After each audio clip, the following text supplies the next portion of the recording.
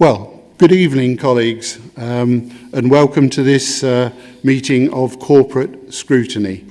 Good evening also to members of the community who are hopefully looking in on YouTube.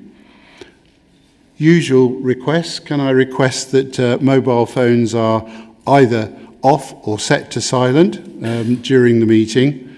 And to make the point to anyone who's watching, we are pretty much paperless, so colleagues will be looking at their laptops and going through agendas, but that is all to do with the meeting. If you'd like to speak, I will introduce you by name and invite you to address the meeting at the appropriate time. We've received one request to address the meeting this evening from Lynn Buckingham, who wishes to speak on agenda item 5, Local Council Tax Support Scheme, and 6, Council Tax Premiums, Second Homes and Long-Term Empty Properties. I'd just like to put on the record our thanks to Scott Brown, who has changed his allegiance, I suppose you would say, and he is now sitting as an independent. And as this committee has two Conservatives, which of course he was, he can't sit on the committee now. The Conservative Party have yet to nominate someone, and technically next week at full council the proportionality will be recalculated, and I would expect a Conservative colleague will join us next time. So this evening we've got 4 substantive items and quite a heavy agenda, and what I'm hoping to do is to pretty much break it down, with the assistance of Raj digging me in the ribs, into 4 half-hour slots. Now, that's not to stifle debate if the debate is going on, but I would really like, particularly given councillors and officers have probably been working since 9 o'clock this morning, and 9 o'clock tonight is pretty much enough. So, notwithstanding the debate going on, we will do that, and at just before 9 o'clock, if we do need more time, then we will vote to extend the meeting on further according to that particular vote. So we will now move to apologies received for absence. I've received no apologies, Chair. Thank you for that. Given Councillor Chris Kellett used to be on our committee and he's moved away, we now need to elect a vice chair who will help me with these meetings and carry out these meetings if I'm absent. So I'd like just to ask, is there a nomination for a vice chair of corporate scrutiny for the rest of this municipal year? Does anyone like to nominate someone? Yes, Jonathan Carvetta. Thank you, Chair. I nominate Gavin Bills. And do we have a seconder? Councillor Dennis McLean. So we have nominated by Councillor Carvetta and seconded by Councillor Dennis McLean. Can I see all those in favour of Councillor Gavin Beale becoming the Vice Chair? I think that's pretty much unanimous around. Congratulations. Thank you, sir. Do you know what you've got yourself in for? Thank you very much. So the record will show that Councillor Gavin Beales will be our Vice Chair. We'll just go through. Always in these meetings we ask for declarations of interest, and declarations of interest are simply that if there's anything that comes up on the agenda which you would arguably, the independent person looking in on this meeting would say, well, you might have an interest in that. If there are any declarations of interest, personal or financial, please declare them now. Or if during the debate you come across something that you hadn't particularly realised was an interest, then please declare it during that debate. So are there any declarations of interest at this point? No. Thank you very much. So our next item is item number 4, which is the minutes of the meeting on the 26th of August, our last meeting. That is the first agenda item. Are there any questions or any follow-up from the minutes of the last meeting from colleagues. And I think that there was just one item that came forward, which was to have a listing. When we discuss items and we come to conclusions, sometimes we say, well, we'd like that to be followed up at another time. And with the best will in the world, sometimes that doesn't happen. So I think, Raj, we've now got a log, if you like, of things that come up in the minutes, so that we can all be reminded of them and we can make sure that we complete the business that we're going through. So, are there any other questions on the last minutes? And if not, could I have a mover and a seconder to agree the minutes? We've got a mover of Councillor Jonathan Covetta and a seconder, Councillor Paul Brooke. Is everyone in favour of agreeing those minutes for that last meeting? Thank you. So we now come on to the first substantive item for tonight, item number 5. And the first duty is to ask Lynn Buckingham, who's requested to speak. Lynn, you have, I'm sure you've heard this before, up to 3 minutes to speak on Council Tax Support Scheme 2627. And thank you for coming along tonight. I haven't actually asked to speak on this agenda item. I've asked to speak on agenda item 6 and agenda item 7. 6 and 7. So draft corporate plan. Apologies for that. So not on the council tax support scheme. So 6 and 7. You've now just had a free go. We'll come back to you. So, local council tax support scheme. I'd like to ask Claire Edwards, Executive Director of Finance, if you would introduce this item on the assumption, hopefully, that we've all read the papers, so you can be as brief as you wish. Thank you, Chair. So, this report brings forward to scrutiny the request to set a new scheme for 26-27 for the council tax support scheme offered to those individuals who are eligible to claim this in terms of only paying 25% as set out currently. So as it sets out in the report, we currently have just over 17,000 claimants in respect of local tax support scheme, and it's important that we do ensure that we maintain and keep a scheme open and available for those individuals to apply for. So currently this is an expenditure for the council of around £18 million, and we are seeking to propose that we maintain the scheme as it currently is and offer that those who are eligible to only pay 25% of their council tax bill. So just to sort of bring that into context, if we move that by 1% either up or down, that will either be a cost or a benefit to the council of another £127,000. So I won't go any further into the report and seek to move to the recommendations unless, of course, you have any further questions on proposing forward to executive that we adopt the scheme as laid out in this report. Thank you, Chair. Thank you, Claire. And essentially the report is saying continue as we have in the past. But colleagues, are there any questions that colleagues would like to ask on this particular item? Councillor Dennis McLean, thank you. Hello, Claire. What's the criteria to meet this 25%?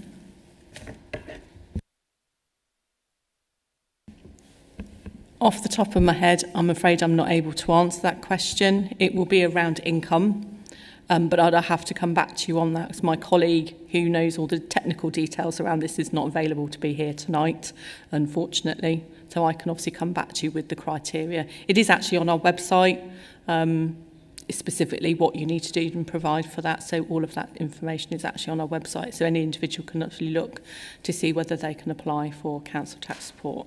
It will generally be around income provision. Thank you. Thanks for that, Claire. Thank you, Claire. And it sounds like either a direction to a website or a few paragraphs on a page to answer Councillor McCain's question, and if that could be circulated to all of us on the committee. So, colleagues, any further questions? Councillor Ben Jameson. Thank you, Chair. Do we know how many eligible residents don't currently claim off the scheme, and what we're doing to improve the take-up? Thank you. I'm not sure if we have that statistic or even if we monitor it. This would just be collection in terms of those people who can actually claim it.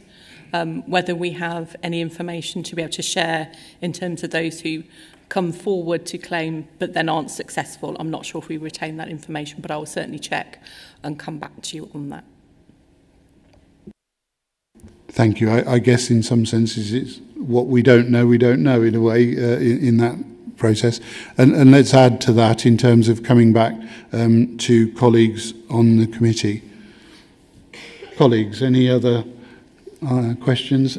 Yes, Councillor Paul Beer. Why exactly did we settle for 25%? And how did you get to the number of what you think it would cost the council if you're unsure about how many people are actually going to be participating in it? Sorry, could you repeat that question? That was two questions, really. First off, why did we settle on 25%? And the other question is, how did you come to the number that you believe that it will cost the council if you're unsure about how many people will be taking advantage of this scheme? Okay. So the 25% was an amalgamation of all four prior sovereign councils. So when we became North Northamptonshire, we harmonised all the rates that we had available. I think one was as low as 8.5%, and I believe one was as high as, I want to say, 40%. So therefore, when it was first proposed back in April 2021, it was decided that 25% was a much more amicable percentage.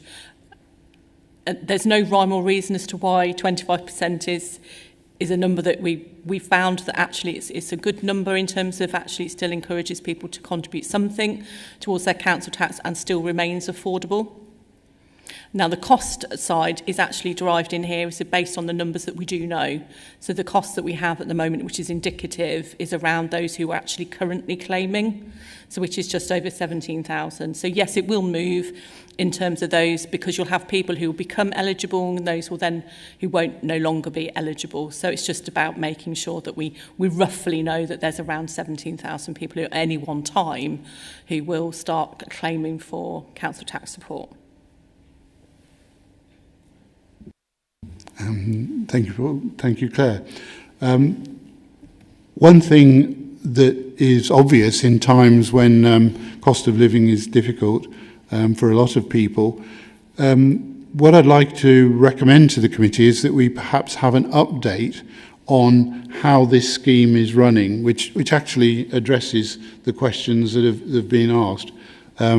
In relation to what we have in the papers based in the past, maybe in 6 months' time, we could just have a brief report back to corporate scrutiny saying the numbers of people who are claiming are pretty much as we expected, or they're up and down, and how the financial implications, which are item 7 in our agenda, are running forward.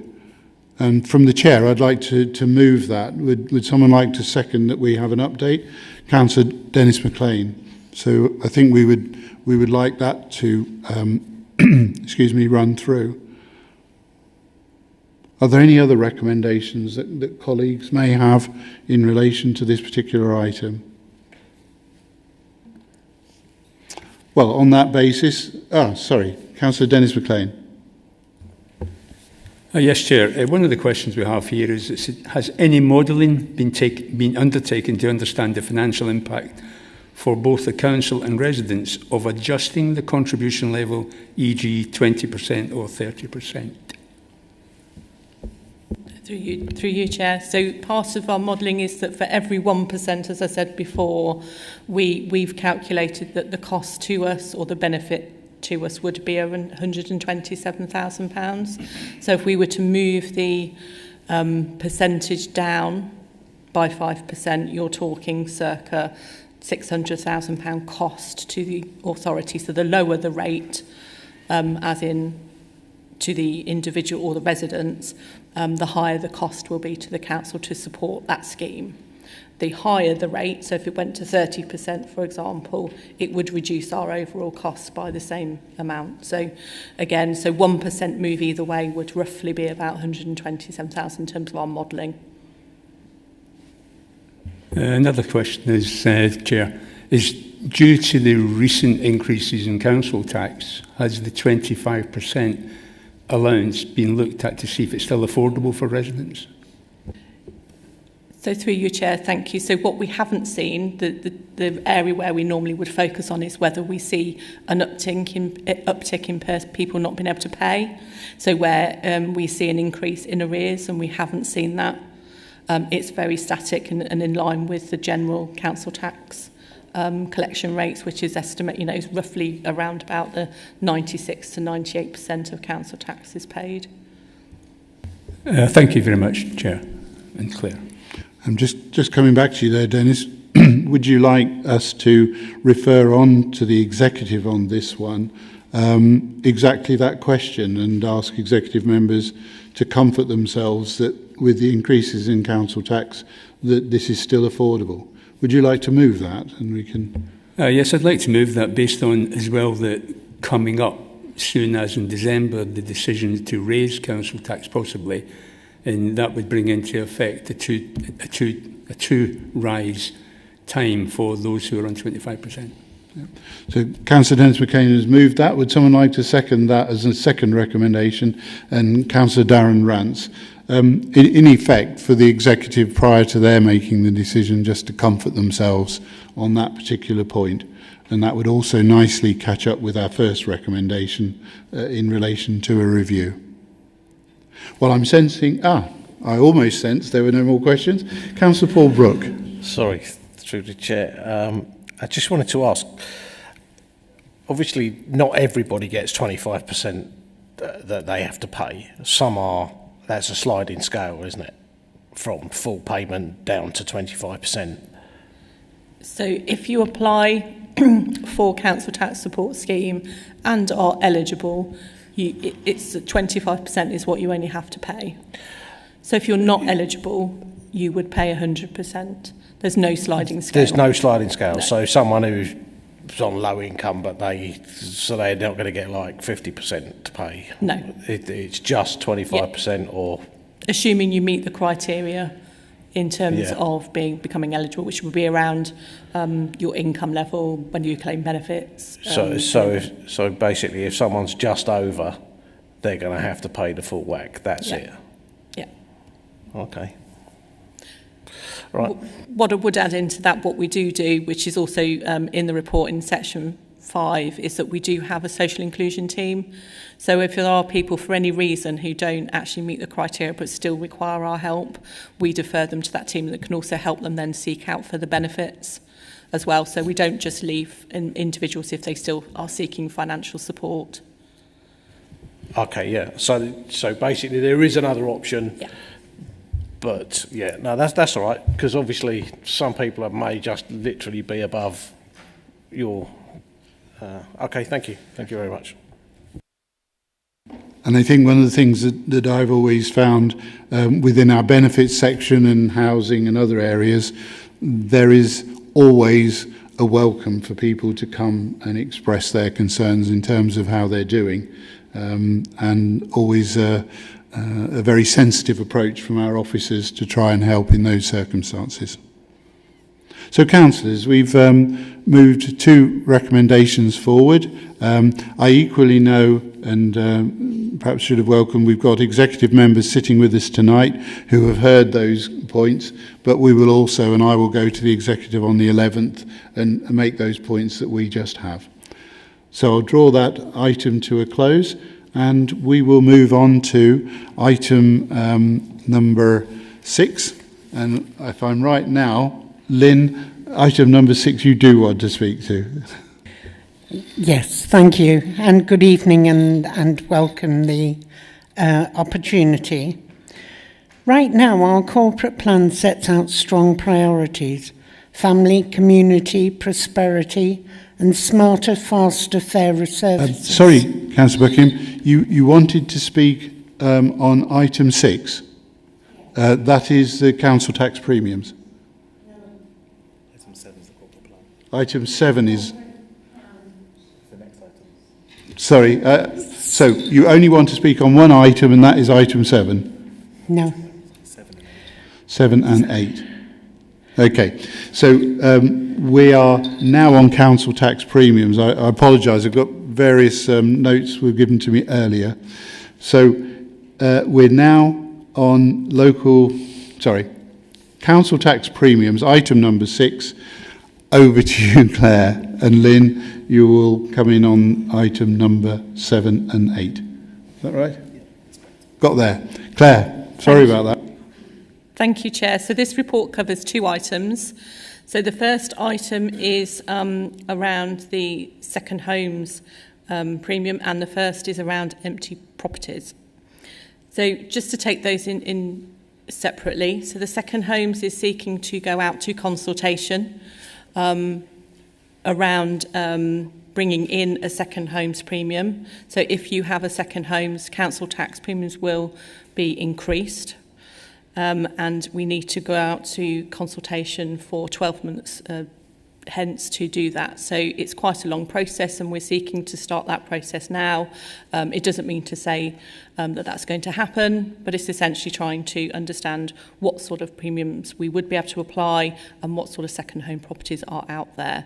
There don't seem to be very many, but it's something that we have an option to be able to explore and be able to look to exercise as well. So local authorities across England have taken advantage of this, and we are seeking to do the same.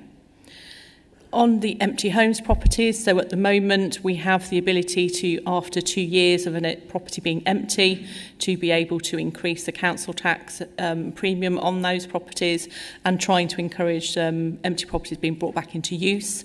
What this is doing is proposing to bring the time frame forward. So rather than when it's empty for 2 years, escalating that to just 12 months. So within 12 months window, an empty property would start to be charged double council tax premium. So this is trying to encourage where we are starting to see an uptick in empty properties across North Northamptonshire, and trying to promote that those properties are brought back into use sooner rather than later.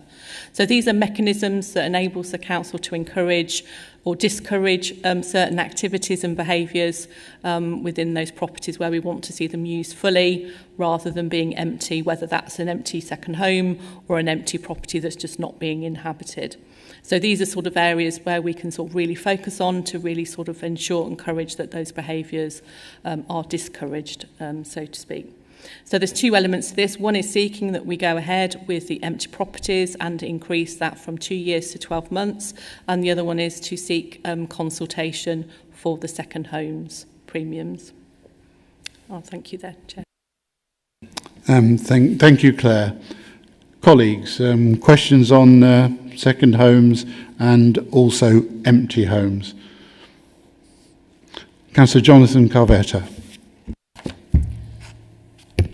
Thank you, Chair. How will exceptions be verified to avoid penalising legitimate cases like probate and things like that? So through you, Chair. So where we have legitimate claims of probate, we have the ability to be able to extend that in terms of the property being void, and obviously ensuring that we work together with those individuals to ensure that they don't end up having unnecessary charges for council tax. So it is an unintended consequence of this legislation, and it doesn't happen very often. Probate can take a long time, and I think the more you have those conversations with the council tax team, we can help those individuals to ensure that we can avoid those additional charges through that process, because it's a difficult time in anyone's life to be dealing with probate, and I think we need to educate people more about what actions they can take to ensure that they're in front of those costs rather than it becoming a surprise further down the line. Thank you, Jonathan. Thank you, Claire. Councillor Paul Brooke. Yeah, just quickly, I read in there at some point, it does say that when you sell a property that is been left empty for a while and it has the extra rate put on it, that it is the seller's duty to pay that. And is that strict across the board? It is the seller, and you don't chase the person that bought the house.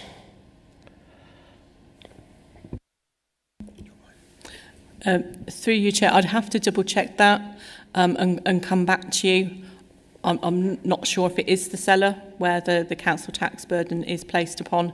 I don't want to mislead you, so I'll have to double check that and come back to you. In terms of, again, it comes back to some of those issues where probate and issues can have an unintended consequence. An empty property has been left for a long time. But I'll double check that and come back to you. Yeah, okay. Because it can come as a hell of a shock if you buy a house and then suddenly find you've got 5 years' worth of council tax at double rate to pay.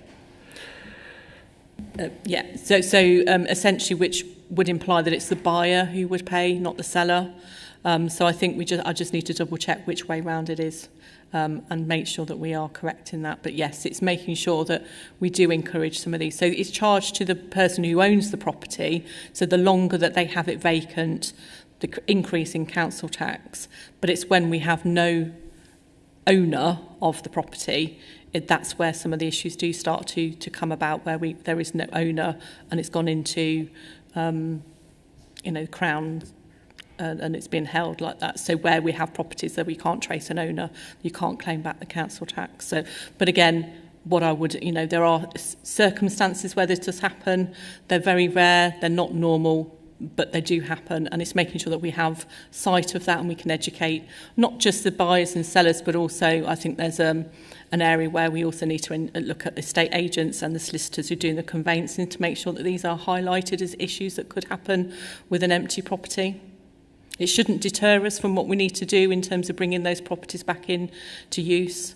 And again, it's one of the parts of the legislation that really just sort of reinforces that sort of behaviour and trying to ensure that we don't. Because one of the things I think we also need to consider here is that these empty properties are also create issues around antisocial behaviour. They create, empty properties generally get, what's the word I'm looking for? Broken into. Yeah, vandalised. So you get sort of areas where they then become a real issue from a social, your sort of area in terms of the residents. It's not very nice and pleasant for people to be living next door to an empty property. There can be health, environment issues. So there really are things that we really need to sort of focus on. But yes, there are some unintended consequences in terms of where that council tax lies. Excuse me.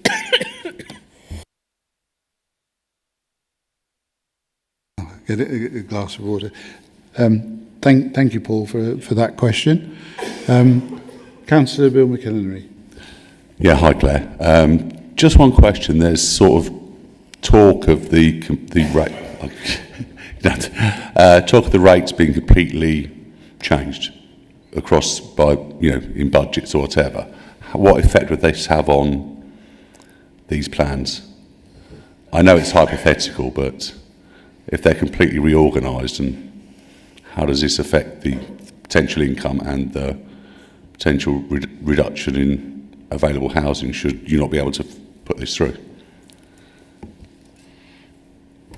If I make sure I heard the question right, sorry for coughing in that. So in terms of the implications, whether the change in bandings would affect this or the change in council tax rates? Sorry, the change in council tax, because if they completely rearrange the system, as is possible in this upcoming budget, how would this affect the income that the council gains and the benefit of increasing this to make more houses available? So currently we're not assuming that they are going to be changing the council tax system through the current budget. Doesn't mean to say they won't in the future. So as the legislation stands at the moment, based on some of the modelling that we have looked at and some of the premiums that could occur, this could generate around about £500,000. But again, it does depend on the number of properties that we have and the likelihood of them being empty for a long period of time. Thank you, Bill. Councillor Dennis McLean. Are you okay, Claire? You've got plenty of water. Guy will find some. Councillor Dennis McLean. Yes, Chair. If, for instance, property owners who have a house lying empty decide that they're willing to pay that premium, is there any other way that we can get them to bring that home back into use rather than them just pay? Through you, Chair, and through council tax, unfortunately not. There are other powers that the council does have, which would be a compulsory purchase order, but the legislation around that is quite strict, and there would need to be a lot of issues around that property for that to be for the council to go down that route. So, from a council tax perspective, in relation to this paper, if they're willing to pay the additional premium and have that house remain empty, then that's entirely up to that individual. There's not a lot we can do in relation to that from a council tax perspective. Thank you, Chair. Thanks. Executive Member, Councillor Kirk Harrison. Thank you, Chair. I just thought Councillor McQueen's question there really warranted a bit more of a response from the executive. So I think this is something we all think is a bit of an issue. I didn't know whether it was worth mentioning. We do potentially have coming down the line an empty home strategy that will seek to assess the level of empty homes across the area and then look at ways to bring them back into use, either as private rented accommodation or some other means. So I just wanted to reassure the committee that is something that we've definitely got in the pipeline, is something that we can bring to scrutiny at a later time. Thank you. Thank you very much, Councillor Harrison. And I think we would very much welcome, for some of the questions we've just asked, for that to be pre-scrutiny. Come to us, and we will certainly look at that and give you our best thoughts. Councillor Ben Jameson. Thank you, Chair. Regarding the additional revenue these premiums will be generating, will this be like ring-fenced or reinvested into affordable housing or homelessness prevention, or it will just go into the general council pot? Thank you. Through you, Chair. So any funds generated through this will go into the general council tax pot in order for it to be used across the whole of the council. It's not ring-fenced. Thank you, Councillor Jameson. I wanted... Councillor Martin Griffiths, Leader. Thank you very much, Chairman. And I just wanted to say that this administration takes scrutiny very seriously, which is why we have 3 executive members here today and the Leader. So I thought that deserves to be mentioned, and I'm sure you don't mind me mentioning it. In this report, 5.2 and 5.3 shows the numbers, and it is felt across the UK that the number of vacant properties is in the region of about 600 to 700,000 properties. Every one of those that can be brought back into use is a property that we don't have to build on our green and pleasant land. So I think that is worth mentioning. And as Claire said, there is a very clear correlation between empty properties and antisocial behaviour. So I think that is worth mentioning. And as I'm sure you know, and I'm sure members of the Scrutiny Committee know, is that we have got a very challenging financial situation, as other councils up and down the country. And I do know that other councils are looking at this policy in the realm to actually help deliver balanced budgets. Thank you, Chair.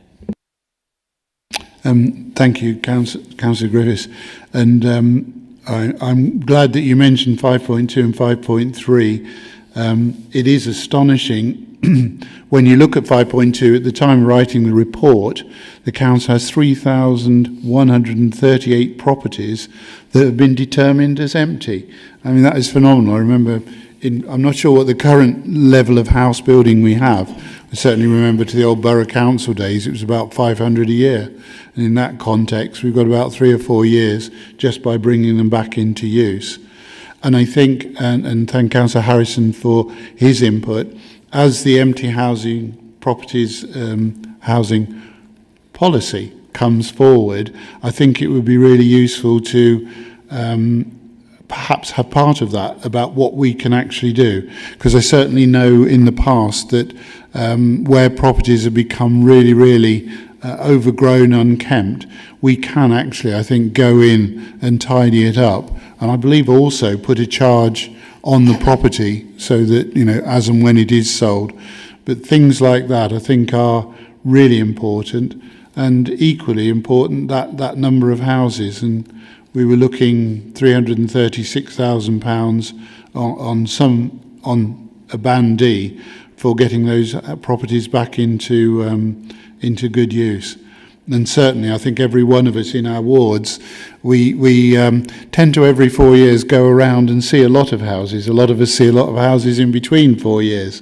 But it always astonishes me where you are going around the streets and you see properties which are clearly almost derelict or certainly not in use. So I think, colleagues, more questions? Councillor Ben Jameson. Sorry, Chair, just the Not last at one. all, not at all. Just in terms of our capability of our officers, do our current systems and teams have the capacity to identify the second homes correctly with the ability to avoid disputes, or do we need additional resources for that? Thank you. As it's currently laid out in the report, I don't believe that we'd need more resources to do this. It's information we have to capture anyway as part of the council tax base setting. In terms of making those inquiries, what we'd need to do is to ensure, as I said, it does allude to in here, is to ensure that the data is more accurate and do a much more deep dive on collating that data. But I think with anything with these sorts of things, there'll always be areas where individuals will try and avoid providing that information. So it will be about being diligent in our work and ensuring that what we have captured and following up with those individuals, that what we hold as our assumptions and information is accurate. I think once you start going into the realms of charging premiums, it will soon encourage a conversation. Thank you, Councillor Jameson. Certainly, I think it's something that we absolutely need to do, given the difficulty that seems to be in the housing market at the moment, and by the number of yellow signs that are going up on lampposts to sell houses. So I think it's a really worthwhile policy to bring forward. Councillor Paul Brooke. Just quickly, those 3,000, whatever it was, my screen's just gone off now, properties, are they all domestic properties? None of those are commercial, no small shops and stuff that are open, that are, closed, that are maybe in residential areas or anything like that? Sorry, through you, Chair. So council tax will only ever deal with domestic properties. Excuse me. So this is where properties, as far as we are concerned from the valuation office, are been deemed as domestic. So someone could run a business out of it, which may not be noted. But generally, we will expect all these properties to be of a domestic nature, not a business-orientated property, which would be classified as business rates. Yes, but say if it's got a flat above, so that would come under. They would be split. They would be split. So that would come up as an empty property. The flat would come up as an empty property. Sorry. Yes. I was just trying to. That would come up as an empty property, but not necessarily the. No. Yeah. Okay. Yes. That's fine. Only the dwelling that's been deemed as a council tax and a residential property are included within those numbers. Okay. Thank you. Thank you, Paul. Councillor Dennis McLean. Thank you, Chair. This is a sort of supplementary question to the whole thing about the empty properties. Do we have any figures on properties that may be getting into a derelict state? I mean, Councillor Harrison may have an answer on this. And is there any mechanism in place to encourage an owner who may not be able to afford to bring it back into a state of repair, that the council can come in at some point and either assist them or buy these properties and put them back into repair again? Through you, Chair. Currently, I'm not convinced that we would hold that information, but I could be wrong.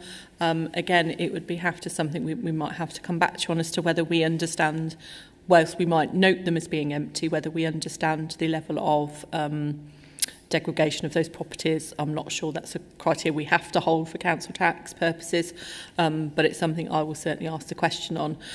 Coming back to your question around the council stepping in, again, it would require funding.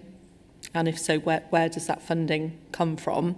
However, previously there has been a real targeted around the private empty homes element, where central government did provide local authorities the ability to go out and encourage and support landlords who couldn't afford to bring their properties back into use, and then take those properties over and basically run it like as a leasing option. So help them put tenants in there, help manage all the rents with them on the basis that we would have that property in lieu of us putting in the investment into bringing that property back into use.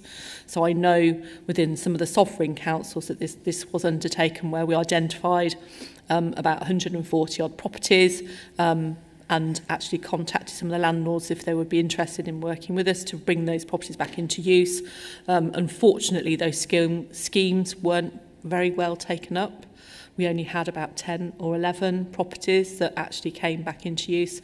A lot of the landlords aren't interested because we would be effectively capping their rents. So you take some compensation for that out of their rents, which is how the mechanism would work to compensate back for the level of investment back into that property. But it doesn't mean to say schemes like that can't come back in, can't be something that we look to lobby for, and can't be something that you incorporate into the empty properties strategy in future down the line. So, but it would be dependent on funding. At the moment, the council would not have necessarily, but it could fund it, but then it'd be decisions as to where you take that funding from. Thank you, That Chair. answers your question. Thank you again, Claire. I had an incident of exactly this, where a property was been left and neglected for nearly 10 years. And there is on our website, if you go to, you can report an empty property. If you see one anywhere within your ward or whatever, you can report it. And colleagues go out and seek to find out, as you've already said, whether there's an owner, which sounds astonishing, doesn't it? That there may not be, but there are circumstances where that happens. So there's definitely on the website for that. And I think also in the policy and the pre-scrutiny that we will be doing, as Councillor Harrison has said, as the new policy comes forwards, some of the questions we've asked tonight I think would be really good, useful addenda, if not a full part of that, because it certainly is an irritation, and sometimes much more, when a property does become derelict. Vermin and all sorts of other things carry on, and you know that is arguably antisocial behaviour. So I think what I'd like to do is to move from the chair that we have a future update. Well, first of all, we would welcome, it goes without saying, pre-scrutiny of the new policy that's coming forward. I'd recommend that as item A. B, that we have a report halfway through next year, so 6 months into next year, with how the policy is working in terms of the increase that is going to be proposed and potentially agreed by the executive, and then perhaps into 2027 that we could have a report back to scrutiny on that multiplier effect and how well that is. I was tempted to say motivating people to bring those houses back into worthy residence again. So with those three items, I would like to move that. Would someone like to second that moving? Councillor Dennis McLean. So we will also report back, albeit that executive members have heard us talking of those things. So thank you for that debate, and there will definitely be more to come. Sorry, Chair, could I just yes. say within those recommendations, so the empty properties premium, second homes premium, will not be applicable until April 27. So we won't be able to report back on that in the half-year point, but just to sort of reiterate, we have to give 12 months' notice to those individuals in advance of that premium coming in. So again, once that comes into fruition, then we'll obviously be able to report on that. Just to make sure. I apologise. It should have been more clarity. So the multiplier on empty homes can go straight ahead. The second homes will be a much longer term and come back to scrutiny as we see how that second homes process moves forward. Thanks for the clarification. I've got that right. So I'm minded to close that item down. Thank you for the debate, and thank you to executive members for after a long day, like most of us, have come and been able to contribute to that. You'll see me again at executive meeting, I'm sure. 3 minutes. So now, if I'm going to get this right, Lynn Buckingham wants to speak. You want to speak on item 7 and item 8, is that right?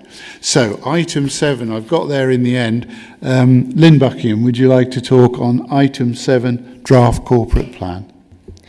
Thank you very much, everybody, and my apologies to the committee for any errors that I've made this evening.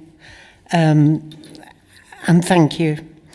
Right now, our corporate plan sets out strong priorities: family, community prosperity, and smarter, faster, fairer services. But under the change, you will see there is a gap.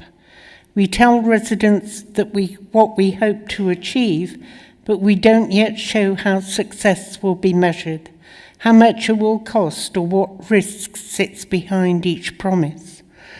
Tonight, I'm asking this committee to back a simple but powerful improvement that North Northants Council works towards adopting a KPI framework which directly links outcome, costs and risk, in line with the National Audit Office's latest guidance on financial reporting.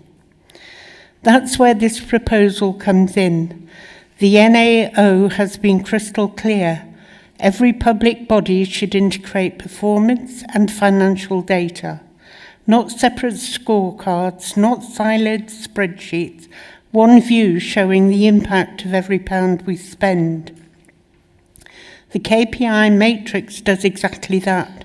It sets measurable outcomes for each theme, pairs them with performance indicators, adds the unit cost of delivery and flags the associated risk.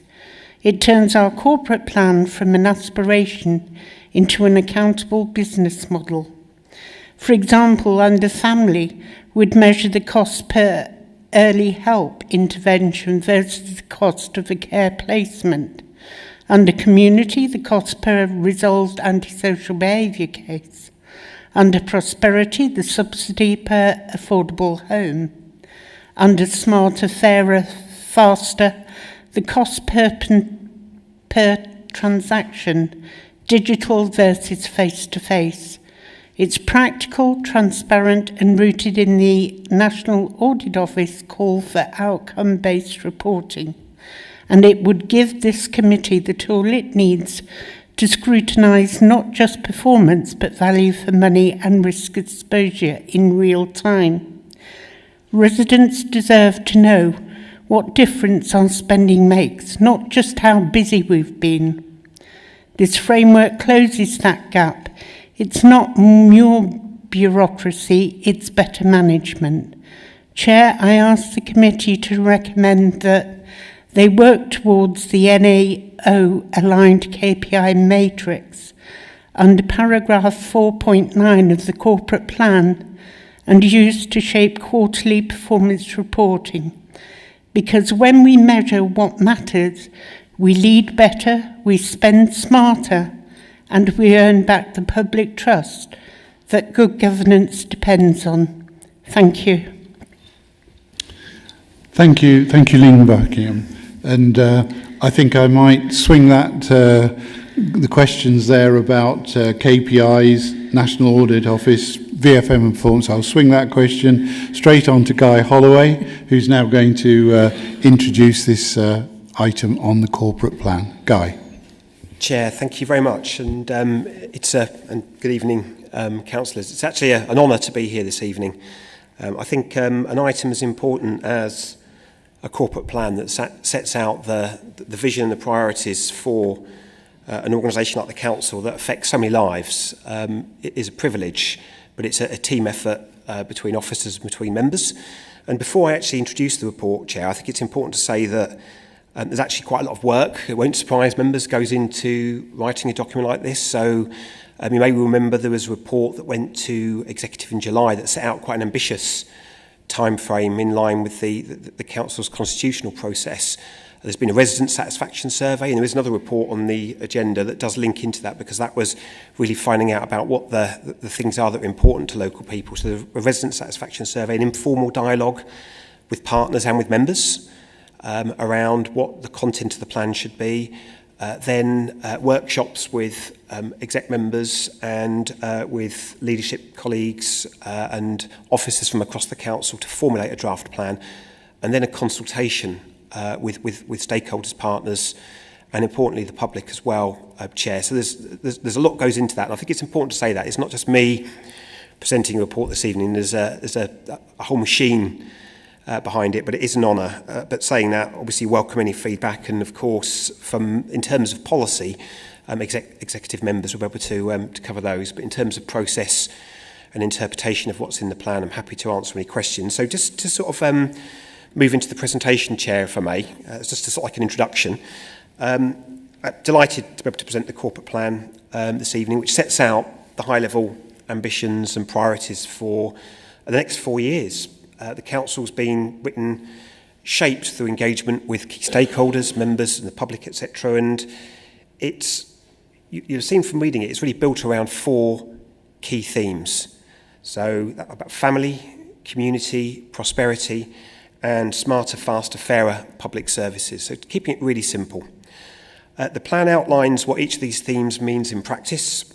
It sets out key commitments, but also it also sets out the changes that residents can expect. And absolutely right, one of the areas for development that we've put in this report this evening is the performance framework, which then looks at how the plan is actually is being delivered. And I'll come and say a little bit more about that in a moment, Chair, if I may.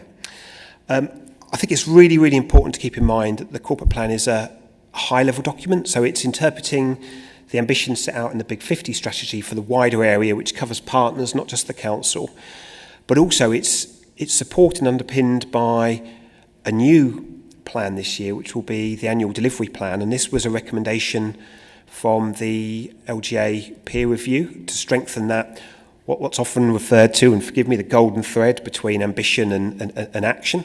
So that's something that's new will come in, and that will bring a lot more of the detail to the delivery of the plan and the content of the plan. But also it's supported by a whole raft of other strategies and documents as well. Now, public consultation was carried out in summer. It was in September. We had nearly just under 500 responses to that. And I think it's fair to say, Chair, looking at the results, and they are in the report, it does show very strong support in that consultation for the key themes out in the plan. So it was just over 90% of respondents agreeing with the family theme, just under 90% agreeing with the community theme and everything that was set out to deliver that, 85% for prosperity, and just over 77% for smarter, faster, fairer public services. And when you look at the results, the graphs in the report, I think it's quite interesting to see where the results are actually skewed. If you look at the sort of the normal distribution, they are with either agree or strongly agree with the results. There's some clear messages coming out there, it would seem. I think also feedback has highlighted areas for future focus, including housing affordability, environmental protection, health and social care, transport and digital inclusion. So some good feedback coming through from the consultation. The report invites members of the committee to comment on the content of the plan, to provide feedback to executive members, and as the leader said earlier on, the leader and 3 exec members here, the plan will be considered at executive in November. It actually goes there for endorsement before it goes to full council for formal adoption. So there is that window. And also the report does ask members to, and I think not just this evening, Chair, I think this is possibly, not for me to say this, but it might be something that is brought back, because you'll know the performance framework is something that is regularly reported to this committee. And at the moment, that performance framework is structured around the previous corporate plan's key commitments. So there's an opportunity there. And I know that officers in Claire's team are already looking at the draft themes within the plan and looking at how that data could be presented to members of this committee, as indeed with other members, to help you understand how the plan is being delivered. I think my last point I will make, Chair, is I think no plan can be all things to all people. They'll never be perfect, but the important thing is it sets out a clear vision, that it's got positive responses from the consultation, and that it is underpinned by a raft of other plans, some of those statutory plans, some of them other policy documents. So I think, Chair, I will leave it there, because I'm sure there'll be comments from members, and hopefully I've touched also on our speaker's point there in my introduction. Thank you. Guy, thank you. Guy Holloway, thank you very much for that introduction.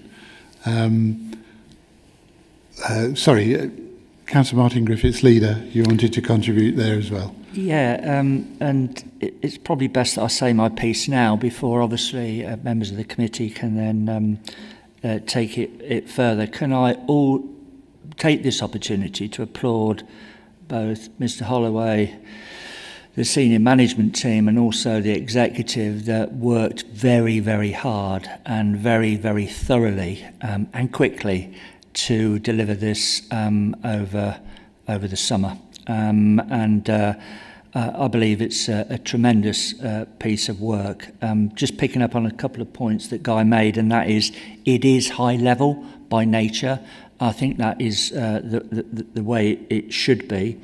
And the public consultation showed significant support for those priority themes, some of which many here and many on the council campaigned on. Before the election. I just want to pick up on the point that the speaker made, Lynn Buckingham made, and that is that more work will be required to measure the outcomes of the plan and to measure the success. And that will be picked up by a combination of the annual delivery plan, service plans, and our performance management arrangements. Last but not least, the golden thread, you'll see this coming through, and also the reference to the Big 50 vision. And that's one thing that I'm very proud of, that sets this council quite different from many other councils across the country.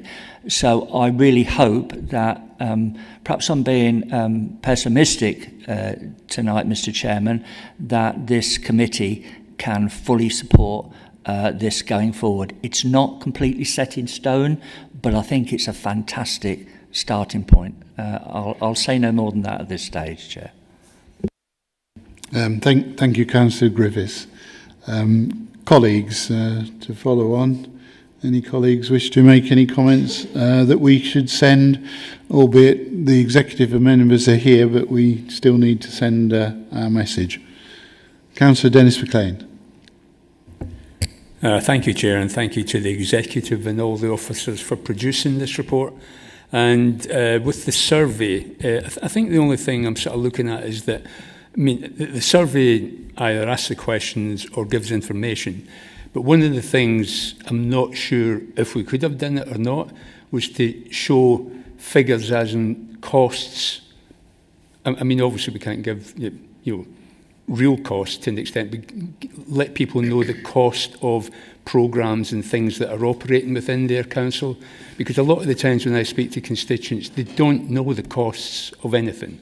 So it's just, I mean, the surveys are great and they agree with them type thing, this is fantastic, but when they're looking at what is actually costing the council itself, they just don't seem to have any idea. Guy, could you perhaps come back on that point? Thank you, Dennis. Chair, through you, if I may. No, it's a really good point, actually, and I think what's interesting, if you look at the results of that, and sorry to segue across into the next report on the agenda, but I think the information stands, if you look at the next report that looks at residents' perceptions of value for money, you can see that they're not particularly high, and that's a national problem. So I think it's something that I know Claire and I have been discussing about how we do more work to make it more transparent about the cost of services and how much services cost. And so I think that is an area that the sector needs to look at, but I think we can take a lead on looking at that as well. But I'll take a steer from exec members and from Claire about exactly how we do that. But no, I fully take on board your point. I think that perception between the value of a service and how much it costs, I think is important. Thank you, Guy. And happy, Dennis, if you want to move something along that line. I know I've got Councillor McHenry to come. But yeah, I just wanted to sort of add a little bit to it as well. When constituents are talking to me about, council tax and costs, I try to explain to them that sometimes we have a lot of costs which were really in a straitjacket that we've really got to, spend. That's really where we're covered. And they don't really understand it until you mention the costs. I mean, from my limited knowledge, since I've been a councillor, I'm obviously only picking up every now and again the costs of, what we spend the money on. And I've realised there's an awful lot of it is straitjacketed. We're sort of just like held with it. And all we can do, I say to them, is try and alleviate those costs within that, the whole programme, to sort of make it work better. Thank you again, Dennis. Thank you. Guy, if you wanted to come back, I know our next item is resident survey. You pick up either way. If you wanted to come back now. Just very quickly, Chair, if I may, and I know it's something that we've been talking to the executive about, is just making more information available through campaigns to residents about services and the cost of services. That's something that we're looking at. I'll say no more than that, but it's a very valid point. Thank you, Chair. Thank you, Guy. Thank you, Dennis. Bill. Yeah, hi. I'm interested about the fact that nearly 1 in 5 respondents are not residents out of 500 or just short of 500 respondents, and practically a third are council employees. Do you think that somewhat skews the statistics? Page 56. Thank you, Bill. Guy? Yeah, thank you, Chair. So in terms of not everybody being residents, so we have quite a wide stakeholder list. So you can have quite a few different situations. If you look on the map, you can see there's some people who live sort of on the border of North Northamptonshire. So you can have people who are quite close by. You can have businesses taking part. The staff point, so we've got full-time equivalents, about 2,800 staff. I think 84% of them live in the area. So we do get staff quite rightly taking part in the survey, and they usually bring some good insight into the survey. I think it's about having a broad mix. I think what I would say on the survey response, Chair, is what was challenging this year for the council was we were in a pre-election period that did sort of clip our wings a little bit naturally in terms of how we'd promote it. So I know what executive members were really keen to do was to get out and to encourage other members as well to get out into community centres, out into the street and get a dialogue going. But we took account of the advice and looked at the pre-election period and didn't. So I think you make a valid point. I think we'd always be keen to try and get more responses. To my mind, it's the strength of response that you do get. So to get 500, I know that if you, again, to draw a comparison with the resident satisfaction survey, although that's done in a slightly different way and it's statistically representative, 500 is enough to get a view from the population. So I think it's just looking at the trends and the key insight that the data is telling us. What we can see is quite a broad mix. What the figures don't show is where you might get one organisation, so one response might actually represent quite a number of people or organisations. So we did have some parish councils that wrote into us with one response, but they would actually represent the view of an area. So it's not quite each response is necessarily representing the view of one person. It can be a bit wider than that, but it's a good point, Chair. Thank you. Can I just sort of follow up and say I'm actually quite impressed of the positivity, because normally when people find a survey to fill in, they're always quite full of negative comments. So congratulations to yourselves. Thank you, Bill. Martin Griffiths. Thanks, Chairman. I just happen to have at hand the executive report of the 18th of November 2021. You might remember it, Councillor. Actually, there was a few more respondents, but it was over a longer period of time, and it didn't involve a pre-election period as this one did. But it also got quite a response from staff as well. It does make a very interesting read, a completely different sort of corporate plan, but both are very much statistically sound. And they are representative, and they're the sort of figures that you would expect that the Local Government Association, who, by the way, were very impressed with both the following report, the report that follows this, and also this work that had been done. So I just wanted to make that point clear. Statistically sound response, both back in 2021 and again now in 2025. Thank you.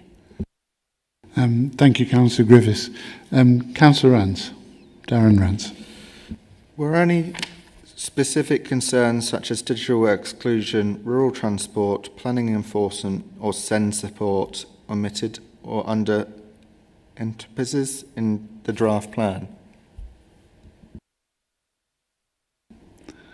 So I'm going to ask if you could repeat the question. I nearly got all of it, but not every bit. So I'm just going to ask if you could repeat it, please. It's practically about digital exclusion regarding rural transport, planning, enforcement, and SEND support. And can I just check, Joe, as the question was, did we have feedback on those specific issues in the report? I believe so. What I've done, Chair, is attached to the report. There's in Appendix B, I believe, from memory, there's the detailed summary report. And what that does is that breaks down the detail of the responses. So there were, so when we look at the actual response, what we've done in the report is actually focused on those people who agreed or strongly agreed with the answer and looked at their reason why, but then looked at those people who disagreed. And that was a particular area that we focused on in the report. By default, with 90% of people agreeing with the priority theme, it's a relatively small number of people who've been disagreeing. So, but what we have done is the report does pull out the feedback. So digital inclusion does factor in there. Actually, one of the areas where digital inclusion factors is actually what I would describe as a natural fear of the fact that is the council going to move completely over to digital services. And are there going to be issues in terms of is the council going to reach out to rural areas? And also sort of queries around, is AI going to be an issue moving forwards? And I think some of the things that the council's doing, I think this will be detailed more in the plans that underpin the corporate plan, but some of the things the council's doing through its customer experience strategy is doing more outreach out into rural areas, but also, and I think what the report does in the smarter, faster, fairer section is does explicitly make the point that it's not the aim, and I don't want to talk for executive members, but I think the aim is not to go to digital to the detriment of more traditional routes. It's to use digital to free capacity up so that better services can be provided to those people who can't need it. So yes, those points were raised, and they were raised as concerns. I would say by a smaller number of respondents, but certainly when I read through them, you do look for gaps to see where the council might be exposed, and I did feel that the smarter, faster, fairer part of the plan does cater for that, but it will be how we then translate that into the more detailed elements in terms of the delivery plan and service plans. But no, it's a relevant question. I can see why people would be concerned about that. Thank you, Guy.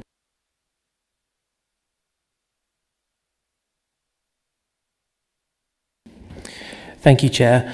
The resident satisfaction survey, you jumped ahead of me first, so I'm glad with that, shows that communication, roads and responsiveness are the key pain points. Do these feature prominently enough in the corporate plan commitments? Thank you.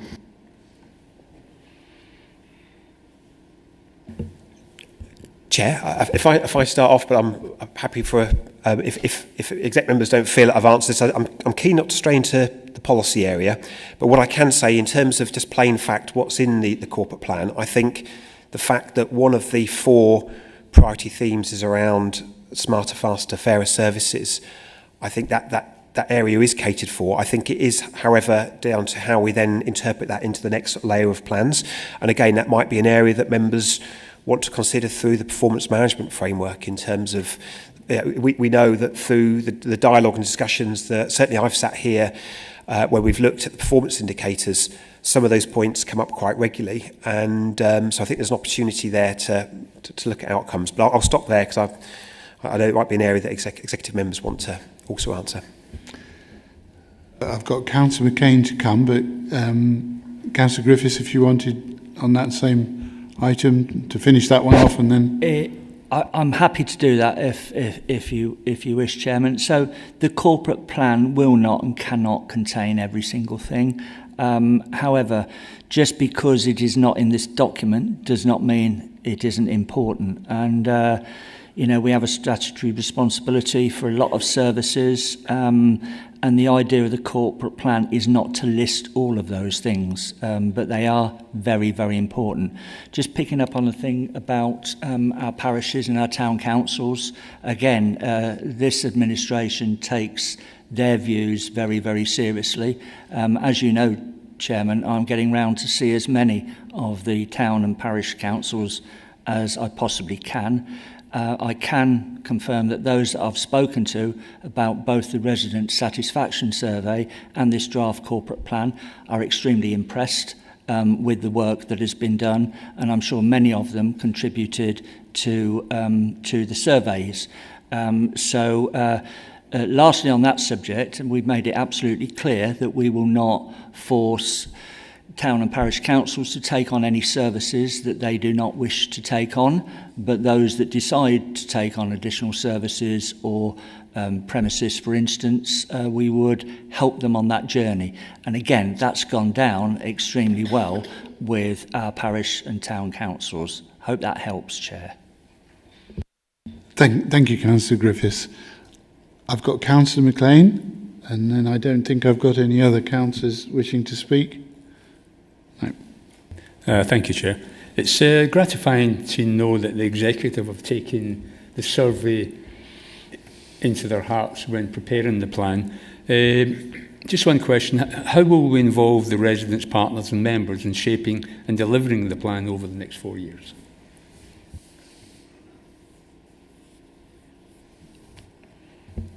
Jay, are you happy for me to answer that, Chair? Yep. Thank you, Guy. Thank you. So peppered throughout the corporate plan, there are references. It was a really good question, first of all, and I think this goes back to some of the feedback from the LGA peer review that went into the action plan about being more engaging with local communities. And of course, the resident satisfaction survey is just one part of a number of different areas that we do that. But looking through the corporate plan, there are quite a number of areas where it talks about working closely with communities and particularly with partners. And I think that's part of this, the emphasis the corporate plan puts on prevention and on early intervention. So that point about co-design, we see that in things, for example, in the adult social care strategy that feeds into the corporate plan, but also in other areas such as public health, in the housing strategy. So I think there's going to be a number of different areas where the council is going to need to reach out with not just residents, but with communities, with town and parish councils, and with partners to want of a better phrase, to share insight into the problem and into the solution. So working more closely with volunteers and with community groups. So I don't think there's any particular one stakeholder group that the council needs to reach out more to. I think it's all of them. And I think the corporate plan does include clear aspirations to do that. It will be the next level about how we plan and how we do that. So I know one of the things that executive members have asked me to look at is an engagement and communication strategy that would be brought back, and again would be brought back through this committee. So that's something they've asked us to work on, which would also set out that kind of how we actually engage. I know there's been an ongoing debate about the difference between consultation and engagement, but it's how do we actually engage more meaningfully with our local communities. I can't say much more than that at the moment, Chair, but hopefully that helps answer the question. Thank you very much, Guy Holloway. Portfolio holder Jan O'Hara. Thank you, Chair. I just wanted to add, really, this actual corporate plan is something that's going to evolve, it's going to change, because it's going to react to what's going on in our communities through all the work that we do through our different portfolios. And I think it was very much highlighted last week and in the previous weeks when I attended Tresham College. And we had a lot of our local employers there, coming and talking to our students, who are going to be the custodians of our futures.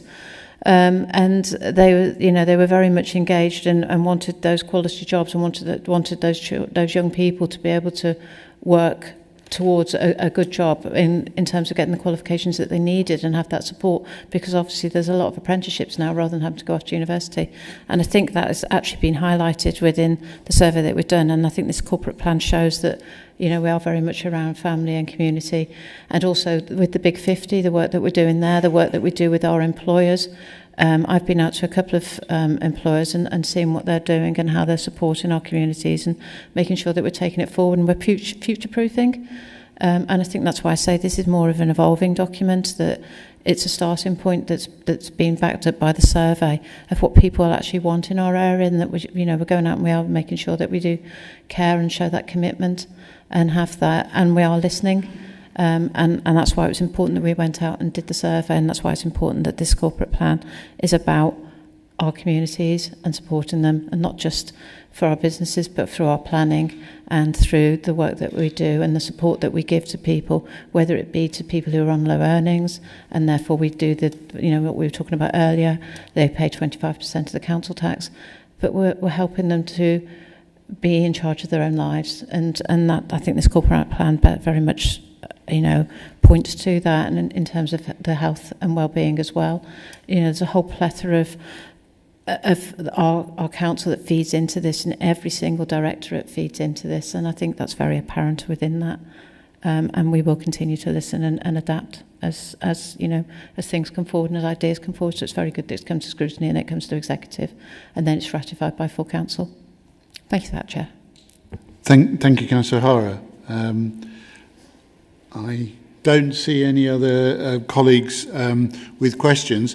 So, sorry. Oh, Guy. Chair, forgive me. One last point for me, if I may, Chair. And I'm aware that members of the Corporate Scrutiny Committee would have received an email from Simon Fairhall, Councillor Simon Fairhall, yes, who couldn't be here. So, if it's all right with you, it's just one of the bits of feedback that he'd asked to be considered that I just wanted to relay. Whilst he'd emailed in, I won't read the email out all the way throughout. The summary of it is that he wanted to make a mention of the fact that felt that looked after children should factor more in the corporate plan, and also corporate parenting. And that's something I'll happily take offline and discuss with exec members. But I just wanted to make sure that was tabled so that members knew that bit of feedback had come in. So, sorry, just to say that's corporate parenting. It's corporate parenting, which of course is a statutory function, Chair, and also just more mention of looked after children. And I think the point that Councillor Fairhall makes is we do talk about carers and about children's services, but there was that explicit mention, and I think it goes back to that point. I'm not saying it should or shouldn't be included, but it can't be all things to all people, and I think it's just understanding where the boundary is between the high-level part of the plan and the more detailed element, but that might be something for us to take offline and just look at, and just see how it's covered. But just wanted to flag it, Chair. Thank you, Guy, and thank you for remembering to bring that particular comment up. We always welcome comments from other colleagues in advance of or even after these meetings.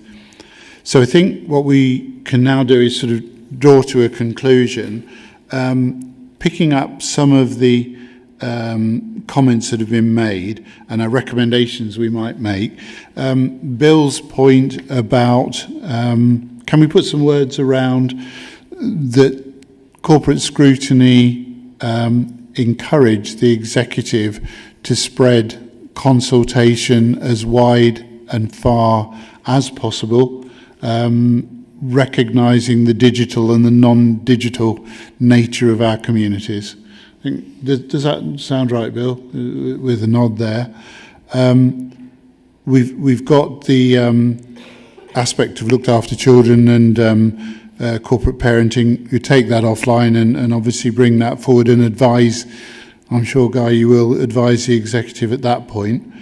Who would like to sort of put a recommendation forward to executive around the lines of Lynn Buckingham's point about, I don't know, something around that we should, as corporate scrutiny, seek to have performance indicators and value for money indicators after April 26, when this corporate plan will now be embedded, that our quarterly reports should include close alignment to the new corporate plan. Does that make sense, Raj? Can you make some sense of that option? And that brings in the National Audit Office. And perhaps a third recommendation, again, I look around to see that colleagues are agreeing with that it's crucial that the golden thread of the corporate plan goes from every aspect of what the council does. The old idiom was you could ask anyone on the front line or anyone out in gardening landscapes, what is your role doing in terms of delivering that corporate thread? So I guess we would also ask and say to the executive that aren't here tonight that the golden thread is incredibly crucial from that point of view. Are there any other comments or questions from colleagues? Those three recommendations can go through. Thank you. So we'll draw a close to that particular item. And we'll now move forward to agenda item number 8, which is residents' satisfaction survey. I'm going to make sure that, Lynn, you didn't want to comment on this one. You did. There we go. It's just as well I asked. So I'll ask Lynn Buckingham to comment on agenda item 8, residents' satisfaction survey. Thank you very much again. And whilst I welcome this report, I think that we could make it stronger. So let's not sugarcoat it. The council's biggest reputation problem isn't just potholes or planning, it's communication. Right now, our residents don't feel part of the conversation. 2/3 say they're not well informed about what this council does, and fewer than 4 in 10 believe we act on their concerns. When people say they don't trust us, that's not apathy, that's feedback. We've got the data, but the message behind it is human. People are tired of consultations that feel pre-decided, emails that go unanswered, and switchboards that send them in circles. They're asking one simple thing: if I speak, will somebody listen, and will it make any difference? To rebuild trust, we need to rebuild connections. That means real communications, not corporate fog. Use plain English and talk to people, not at them. Two-way channels. Every consultation must show what changed a result of a published "you said we did," and not just hidden behind a website, but as part of the report, not as an after thought, but as a duty. Local presence, bring back ward-level forums or something that gets people thinking and talking and discussing about their council. Physical or digital, where residents see faces, not logos. Consistent messaging, every department should speak with one voice, one tone, one standard of service. Because when people can reach us, understand us, and see the impact of what they've said, trust starts to return. You can't PR your way out of a trust gap. You have to earn your way out by communicating openly, responding quickly, and delivering visually. Residents don't expect us to be perfect. They just expect us to show up, tell the truth, and follow through. If there are issues to be raised, raise them. Have those hard discussions. Communicate. Should it be we get rid of the weeds, or do we spray the weeds? One has an impact. Both have an impact on the environment. Trust isn't built on press releases. It's built every time we pick up the phone, answer an email, and keep a promise. Thank you. Thank you, Lynn. And I understand you are able to sort of communicate on paper, or at least electronically, the words you've made, so that we can forward those on to the executive for their consideration. And those have been sent to you already. That's lovely. lovely. Thank you, Chair. Thank you very much, and thank you again for coming this evening and talking to us. Appreciated. So I'll go over to Guy now, if you'd like to introduce this item, and then we'll have a debate on that. Chair, thank you very much indeed. So just going to provide a bit of a summary because it's quite a detailed report. There's quite a lot of information in there. I'm sure members will be quite keen to sort of get going on to a debate. But again, exciting item, Chair, because it was the first survey of its kind in North Northamptonshire. It was carried out during the summer of 2025. It was based on a number of things. First of all, there was a recommendation in the LGA peer review, again, something I mentioned earlier on. But also I know it was something that exec members and the leader were very keen to get out early doors this summer to understand where residents were, to inform the corporate plan and to get a baseline. Now, the survey itself was conducted, we commissioned a company called Yonder Data Solutions. We used the same methodology that the Local Government Association used to do their national survey. And that was on purpose because what we wanted to do was to be able to draw direct comparisons with the national surveys that are done. And I have put a couple of examples of the most recent national survey, which was back in October 2024, and I'm sure that will be updated fairly soon, but that's figure 1 and 2 in sections 5.1 of the report, which I think make quite interesting reading, Chair, because they do show that satisfaction with the area in which people live, but also satisfaction with the council, has been going in a downwards trend since it started to be measured in 2012, perhaps with the notable exception of 2020 around the COVID situation, where obviously people would have come in much closer contact to their local council. And there is a bit of a trend actually with resident satisfaction surveys that when people do actually use a service, they tend to understand more about the value of the service, and so you tend to see more of a correlation between the satisfaction of it, obviously depending on the way that the service is actually provided. So just wanted to flag that, Chair. So the survey, as I say, was conducted in accordance with the LGA's model. However, that surveyed 500 people using a random stratified sample to make sure that it was representative. And you'll see that in the report, you'll see that reference to something called CATI, so a computer-aided telephone interview. So when you look at the report as the appendices, if you see CATI or CATI, that is the statistically representative survey results, which we can put a lot of reliance on, and we can draw direct comparisons with the national LGA surveys.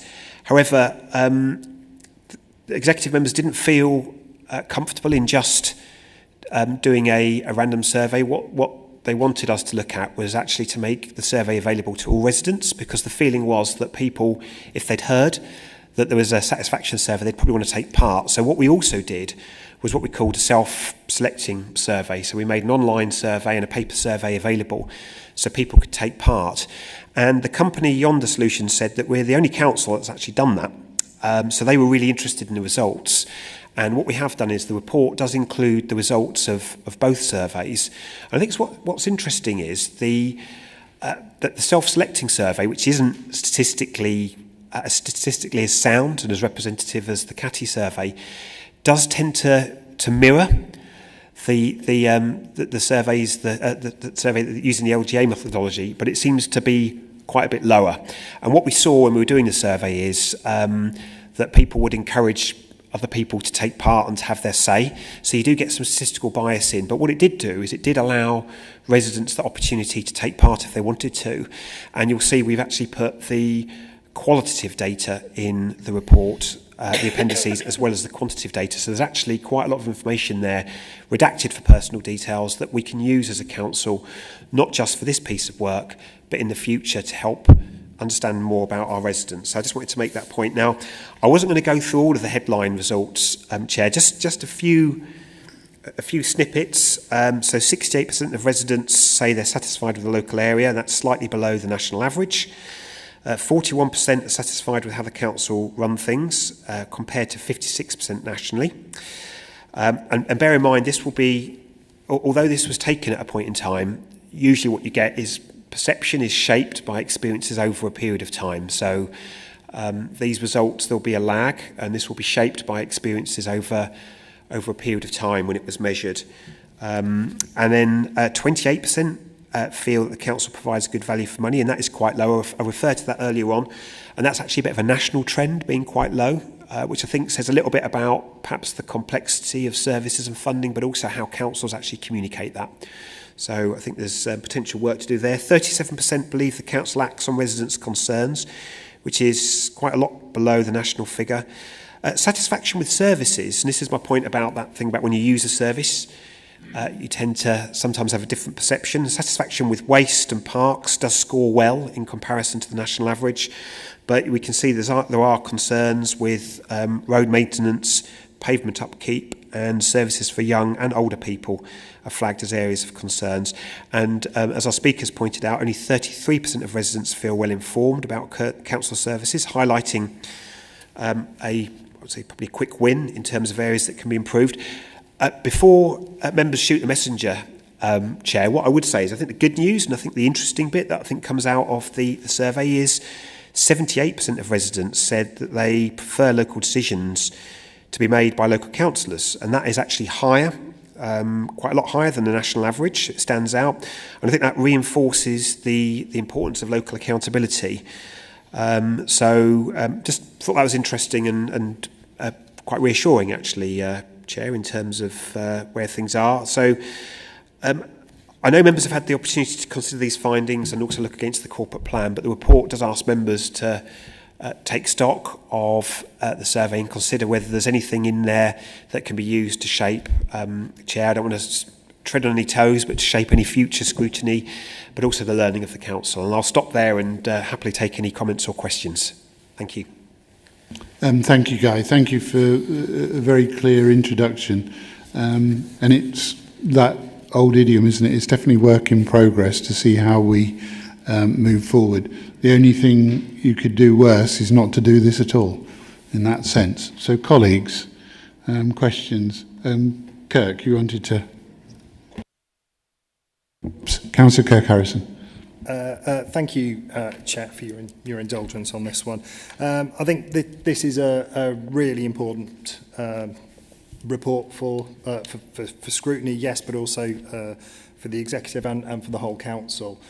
We as an executive and indeed the leader himself felt that it was really, really important to carry out this survey now, early on in our administration, to give us a marker, a really, really strong indicator of exactly where we are right now.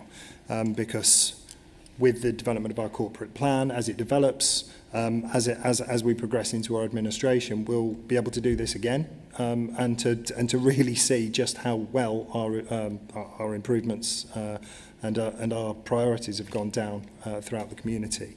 I have to say, I think I agree with our speaker. I think communication obviously is coming across as a bit of an issue in the report. 33% feeling well informed about council services. Really important to know. Yes, we can't rely on press releases alone, but this administration has sent out over 100 press releases, and that is despite the pre-election period that we've just been through, which is actually a really, really good rate. So we are already responding from a communication perspective.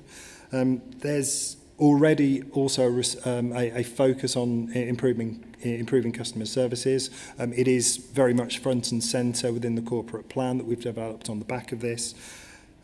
So we are hoping to improve the speed at which calls are answered to, and also the amount at which people feel listened to. Some of that improvement is going to be driven by digital services, the AI chatbot development, that sort of thing, to enable people who want to use that route to free up the services for people who really do need to speak to somebody about something more complex. So just worth making that point then. Thank you, Chair. Thank you, Councillor Harrison. Colleagues, Councillor McElhenry. Yeah, hi. One thing I've noted from both the previous report and this report is the ethnicity is practically totally white in both reports. We've got I think it's 6% are non-white, and in the previous report I think it was 0% identified. Are we targeting the right people in the right areas? Because obviously this is not a fully white area. And how can the council improve and target the right percentage of groups, so to speak? Thank you, Bill. Guy, an initial comment back on that? Yeah, thank you, Chairman. I think first of all, it's not a compulsory requirement to fill in those parts, so it is again self-selecting. However, certainly the resident satisfaction survey, the one where we commission the outside company, the idea is that is representative of our local community, so they do check to make sure that they're getting the right balance and it's representative. However, you raise an important point, and we're always keen to make sure that we are engaging with all communities across the area to understand the views. So it's always something that is an important consideration. But I mean, I'll happily take that point away, Chair, and just have a look with colleagues just to make sure that we've fully understood the data and the practices that we used for the resident satisfaction survey. And I'd be quite happy to get back to yourself, Councillor, through yourself, Chair, if that helps. I'm sure that it would, and in taking that question on to the executive as you're advising them as a response to this meeting and the final decision on any final decisions on corporate plan. Councillor Martin Griffiths, you wanted to come in? Yeah, thanks. And just to follow on from what Councillor Harrison said, and that is on press releases. I personally believe press releases are a very good way of getting out our messages, both when we've got something to be proud of, but also when we've got a challenge. You know, sometimes being proactive with press releases is the way forward. Chairman, members, we knew this survey would be challenging. That's why we did it. The response in most areas wasn't that much of a surprise to us as the executive, but we believed it was really important that we do it. Just a quick mention about the local link. So as you know, we rebranded the Leaders Update, and since then it is getting far more responses than it ever has done before, and I know again our parish and town councils really do welcome that, and so do our councillors that are on those parish and town councils, because quite often it saves them from doing a separate report, as you know, Chair, especially those that have got several parishes to look after. But even on our council meetings, even on our executive meetings, and dare I say, even on our scrutiny meetings, the public are watching. And again, that is really important as well. So, in a nutshell, we like the phrase, you said, we listened, we delivered, and that's what we intend to do moving forward. It's something we're very, very keen on doing. So both this report and the previous report, I believe it sets us apart, and it also puts us on the right direction as far as listening to our residents and businesses and communicating better with our residents and businesses, something that we're very, very keen to do. Thanks. Thank you, Councillor Griffiths. Colleagues, have you... the emphasis here is that we've got a customer survey. What do we in Scrutiny, what do we want to pick out of this and send on to the executive to say this concerns us more or less than other aspects? Councillor Dennis McLean. Thank you, Chair. I think reference to the customer survey, I think we really have got to the nub of it, and with comments that we've had, it's just about really information coming out. People really are desperate to know what is happening and how much it's costing and when things are getting better. But I think it's up to the councillors as well to get out there and tell their constituents and let them know what is happening, to the best of our knowledge. And when you give them that information, they feel quite satisfied. That's what I'm finding anyway. Thank you, Chair. Thank you, Councillor McLean. Colleagues, any other? Councillor Ben Jameson. Thank you, Chair. I suppose one of the positives was the 78% trusting their local councillor. I just wanted to see if there was a way we could potentially use local councillors to maybe make more informed decisions rather than like as a complaint handler as of last resort. Thank you. Yeah, I guess that's part of the job, isn't it, to try and encourage and improve upon that. And I guess that is how we operating more effectively the next time a report comes forward would be relevant there. Chair, if I may come back on that, it's a really, really good point. It actually says that the public, our residents, are pretty satisfied with the work that we do as councillors. And actually, dare I say, if you look at their view about MPs, it doesn't get anywhere near the sort of response that we've had here. But it does send a clear message that people recognise we do a good work. Perhaps we don't tell people enough of the good work that we do. And that's something I think we could all take from this survey moving forward. Certainly. Thank you, Councillor Griffiths. I think that as we move forward and we seek to draw to some conclusions, as was already mentioned by Guy, the graphs figures 1 and 2, it is illuminating to say that from 2012, 72% satisfaction, and we're now, as local government as a whole, down to 56. But the highest ever score on that particular graph was during COVID.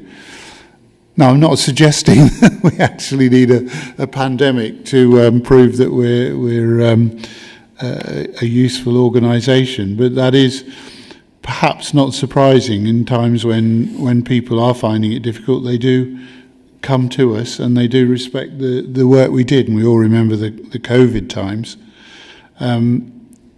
Just picking up some of the points. The first one is, how colleagues feel about when we will do another resident survey to match this forward. I guess that is a question, and we might end up with a resolution. When do we intend, as an executive, to put the resources in to do a follow-up, the next survey?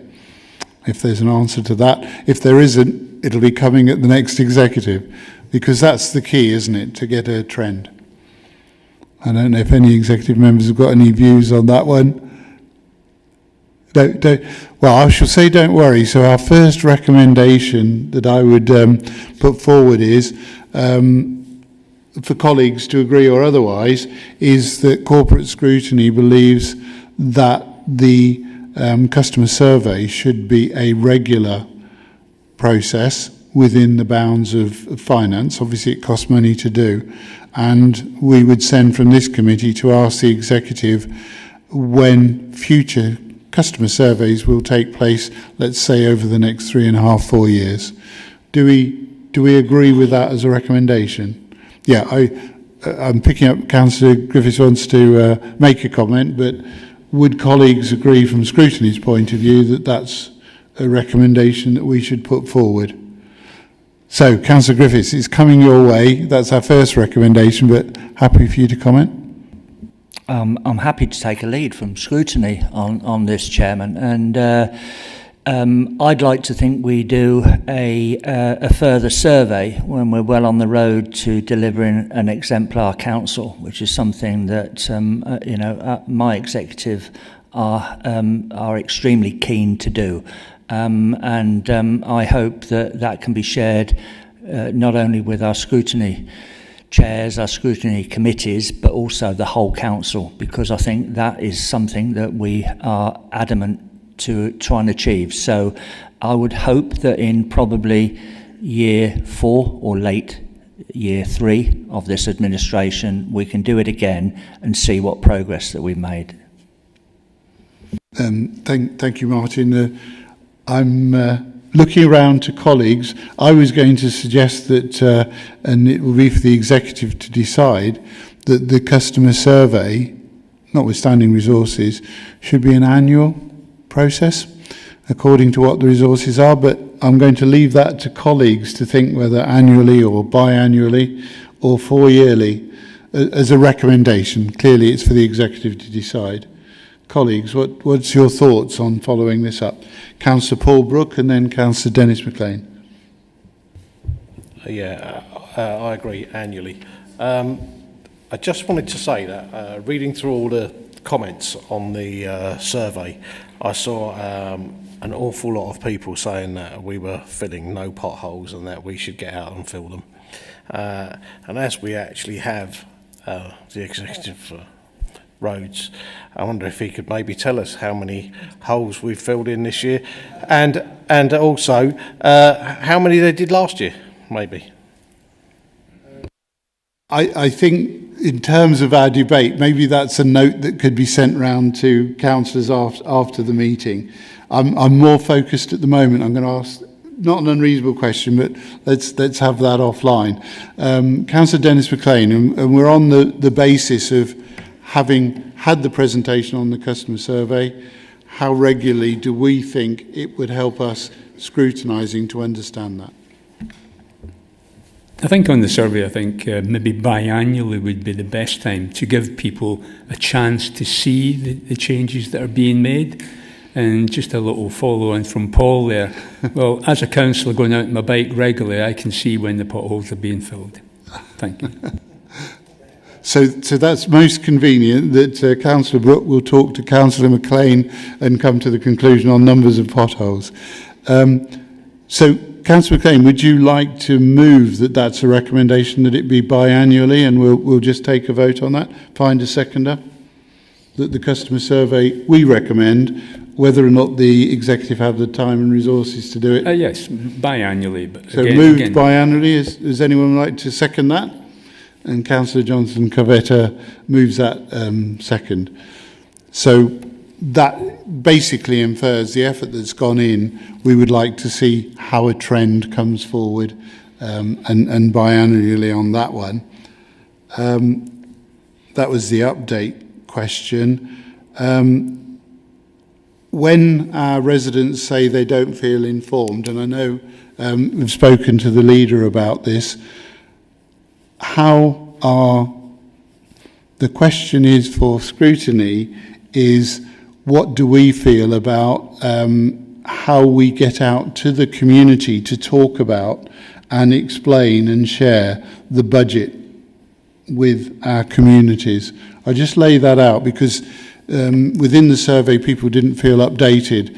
The thing that everybody gets updated with on the 1st of April every year is the new council tax.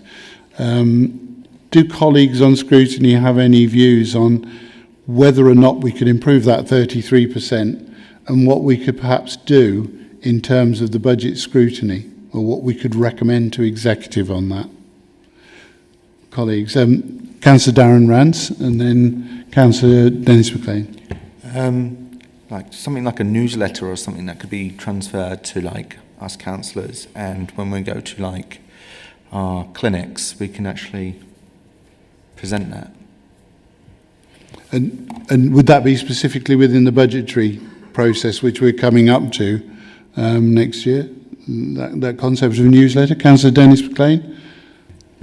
I think that Councillor Rance made a good point there about a newsletter. It doesn't have to be printed to go to every resident, but if the councillors themselves could get something on even a 6-monthly basis, that when we are asked the question, we have that knowledge. I mean, I understand that when we listen to all of the meetings online and you can pick up an awful lot of information on that, it would still be nice to have something in front of you to be able to say, this is where we are at this point, if they ask specific questions. Thank you, Chair. So I guess a recommendation, and we can vote on the recommendations if everyone could remember them. The recommendation is that we ask the executive to ensure during the budget process that all councillors have a clear but not too detailed manifestation of the budget process. And by that we would hope that people will feel more engaged for a future biannual customer survey. Colleagues, any other items you want to dig out of this customer survey? We can clearly return to it in future meetings. Nothing else particularly at this time? Those two recommendations can obviously go forward, and we can rest assured that they have been taken on by the executive, and we will see what the response might be from that.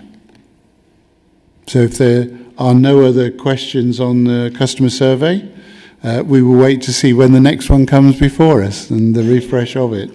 But I think also it goes taken for granted that the last item we had on the corporate plan meshes in with the customer survey, and also should mesh in with our performance indicators as they come forward from colleague Tom Varden and others in the future. So if we're happy with that, we'll close that particular item down. So we then go on to this corporate scrutiny work plan. And I bring Raj in. I've already advised him I couldn't read the spreadsheet because it was too small. We need to do something to make that more legible in that way. So corporate scrutiny work plan. Raj. Yeah, thank you, Chair. And we will definitely circulate the full spreadsheet so members can zoom in and it can be more accessible. So the next meeting of the Corporate Scrutiny Committee, the next committee meeting will be held on the 13th of January, but in between now and then, we'll obviously be having the budget scrutiny process. So as part of that process, there'll be 4 sessions, dedicated sessions. All sessions will be held at 7 p.m. in the Corby Cube, and those 4 sessions will be, the first one will be the process overview, the public health grant overview, national perspective, local perspective, and the key dates of the sessions. The second session will be around children's services. That will be held on the 10th of November. The third session will be around adults' health partnerships and housing. That will be on the 20th of November. And the final session will be on the 24th of November, and that will be around place and economy and enabling services.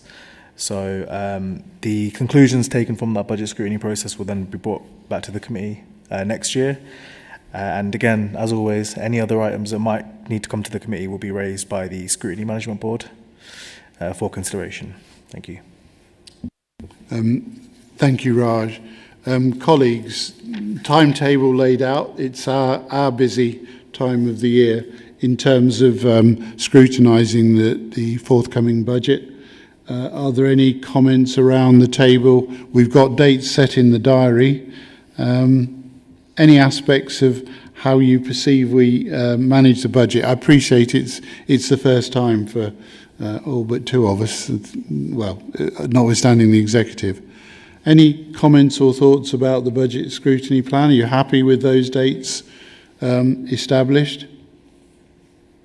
Okay, I see a general consent by not discontent. One of the things that I did want to, and I've said it before, to put forward is that during those scrutiny sessions, it would be enormously advantageous to have 4-year trajectories. I know we've worked on trying to make the budget scrutiny, the red, amber, green, and so on, but we are now into our 5th year. Things like homelessness budgets, home to school transport, SEND, special educational needs, adult and children's social care, as we as scrutiny scrutinise and go back to the executive, I think a lot of that needs to be on risk-based. And if we see those trajectories, we all know those trajectories on social care are rising up, children's as well. So I'm making that particular plea, and I'm looking around the room to identify if that sort of graphic manifestation would be beneficial. For example, in this year, we see a potential overspend of 9 million after Q1, which we pretty much expect in local government from that point of view. But it would be really, really useful to see those projections so that when we do come and report back to executive, we say, well, over time we've said it's going to cost this and it's risen or fallen in that way. And those risks are what the executive are going to have to tackle in terms of formulating where budgets go. Is there a consensus on that, or is it just a no-brainer, so to speak? So all those major items of expenditure, a 4-year trajectory, and this year the 5th, so that we can look at 26, 27 and give a good account of ourselves to the executive. So I don't suppose that's a recommendation, but it's heard by the right people, I would say. So, on that basis, corporate scrutiny work plan is concluded, and well, what amazing timing, 2055. We hope to get away by 9 o'clock, and thank you, colleagues, for both being brief and informative, and I therefore close the meeting. Thank you.